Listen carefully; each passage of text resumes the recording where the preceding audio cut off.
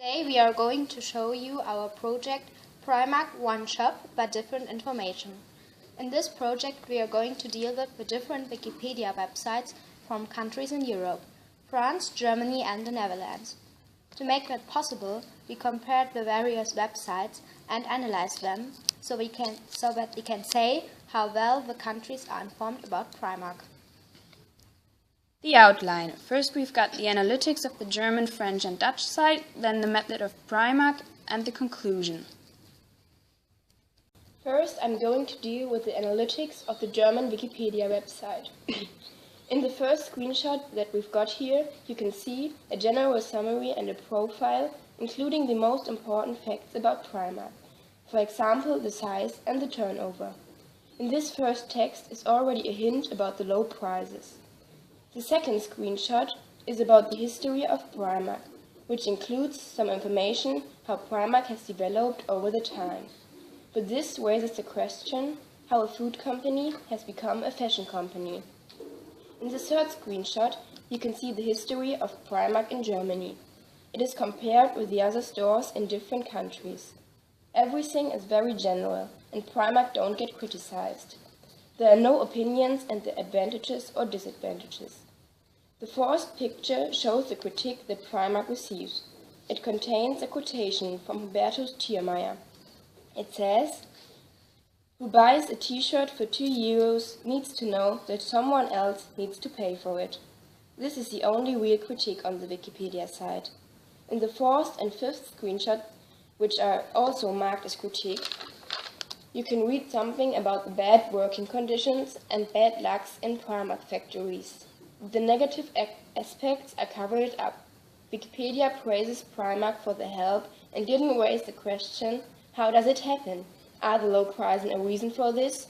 In general, we can say that the German Wikipedia site of PRIMARK is fairly detailed, but the critique isn't well explained. So now I'm going to show you my analytic of the French Wikipedia website of PRIMARK. In the first screenshot that we've got here, you can see a really short description in form of a list with some general information, for example, the kind of product PRIMARK is selling or when it was built and where the first store has been. And below this first list, there is a text which is quite unnecessary because it only revisions the most important things of the list. In this red circle, you can see something very important, and that is the link of the website of PRIMARK, which is kind of an advertisement in this Wikipedia article. To the second screenshot.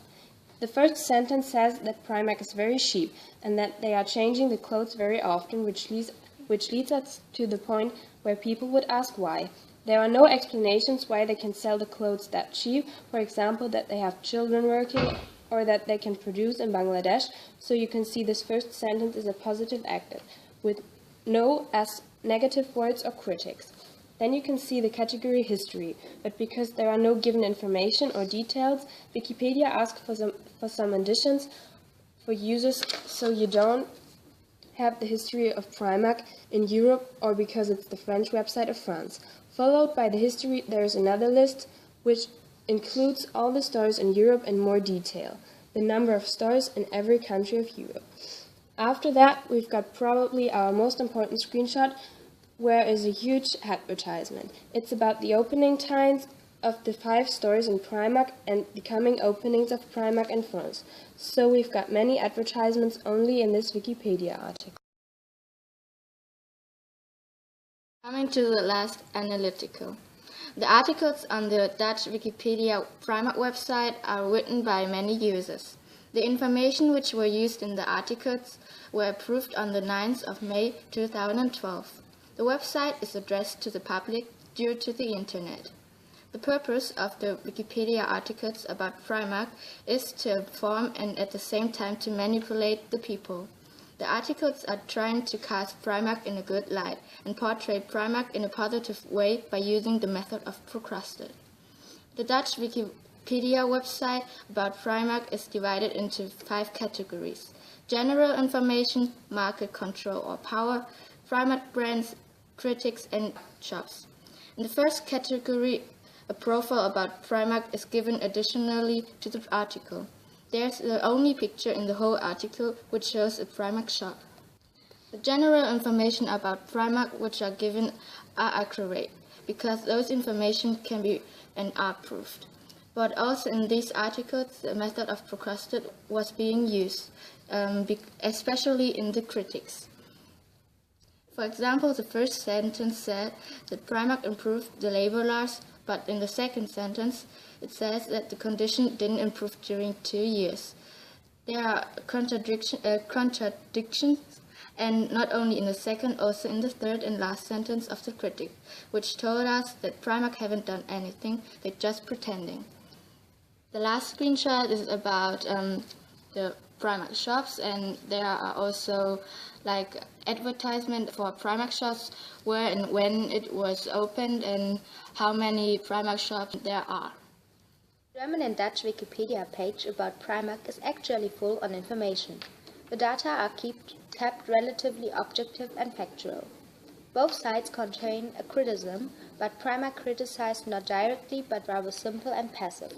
Another point is that some negative aspects are mitigated by the Wikipedia page. On the French side, right next to very short texts that provide not very much information, these are also explained not precisely enough. In addition to that, it seems as if the Wikipedia page is advertising PRIMARK, as they are portraying PRIMARK as a good store, as well by showing opening times, linking the website of PRIMARK, and new opening shows. And what stands out of the French side is that critical aspects are represented as well, or that this site attenuated the critical aspects, such as when it comes to the work conditions, where it's only said that PRIMARK fashion is constantly changing and it's very cheap. Coming to a conclusion, we can say that the Wikipedia sites about PRIMARK usually provides many information, but rather based on economic facts, but criticisms on PRIMARK, however, be transferred by positive aspects and a passive writing style.